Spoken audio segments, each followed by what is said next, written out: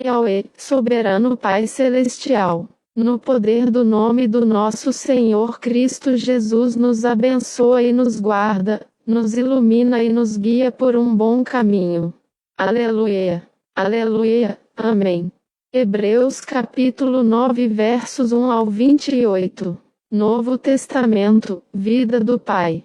O primeiro tabernáculo tinha, de fato, um conjunto de regras do serviço divino e do santuário terrestre. Pois a primeira parte do tabernáculo, que é chamada o lugar santo, foi cuidadosamente equipada, com o candelabro e a mesa para os pães da proposição. E depois do segundo véu, havia uma parte interna chamada o Santo dos Santos, tendo um incensário dourado e a arca da aliança coberta por dentro e por fora com ouro, dentro da qual havia um vaso de ouro contendo o maná, a vara de Arão que floresceu e as tábuas da aliança. Algumas traduções dizem altar do incenso aqui, mas esse altar realmente pertencia ao lugar santo, não aos santos dos santos. Ele foi colocado diretamente em frente ao véu que separava o lugar santo do santo dos santos. Quando o sumo sacerdote entrava no Santo dos Santos, levava o incensário, parte do altar do incenso, com incenso sendo queimado nele, para dentro do Santo dos Santos. Êxodo 40 verso 26 e Levítico 16 verso 12.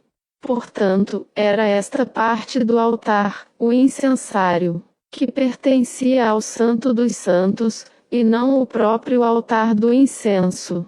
E em cima dela estavam os querubins da glória lançando suas sombras sobre a tampa propiciatória, que são coisas sobre as quais não falaremos com grandes detalhes no momento. Agora, sendo essas coisas cuidadosamente preparadas dessa maneira, os sacerdotes continuamente vão à primeira parte do tabernáculo cumprindo os serviços.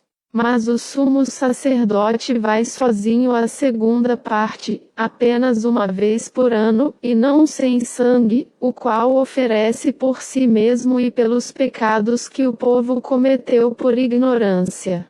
Através desse arranjo, o Espírito Santo está mostrando que o livre acesso de todos ao Santíssimo Lugar não tinha sido ainda desvendado enquanto o primeiro tabernáculo ainda estava em uso. Esse tabernáculo era apenas uma figura de algo no futuro, que tinha sido estabelecido por um tempo limitado, onde tanto ofertas como sacrifícios foram oferecidos, os quais não podem aperfeiçoar o entendimento do que é o certo e do que é o errado, alinhando-o com a mente de Deus, dos que ali serviam.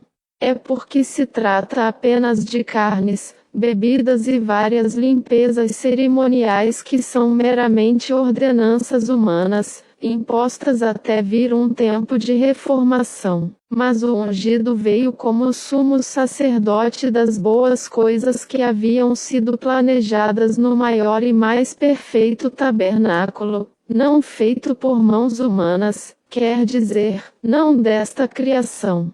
Ele entrou nesse santíssimo lugar de uma vez só, não através do sangue de cabras e bezerros, mas através do seu próprio sangue, tendo encontrado uma eterna libertação para nós. Pois se o sangue de bodes e touros e as cinzas de uma novilha, espargidos sobre os contaminados, purificou a carne deles tornando-as limpas, quanto mais irá o sangue do ungido, o qual, por meio do Espírito Eterno ofereceu a si mesmo sem defeito a Deus, purificar seu entendimento do que é certo e do que é errado, a fim de que não mais pratiquem atos que produzem morte, capacitando-os a servir o Deus vivo. E por essa razão ele é o mediador da nova aliança, já que ocorreu uma morte pela libertação por meio de pagamento do resgate, daqueles que violaram a primeira aliança. de modo que aqueles que foram chamados possam receber a promessa da herança eterna. Porque onde há testamento, aquele que o fez deve ter morrido. Pois um testamento somente é válido quando tenha havido a morte, uma vez que ele não tem validade enquanto aquele que o fez ainda está vivo. Portanto, mesmo a primeira aliança ou testamento não foi dedicada sem sangue, significando uma morte.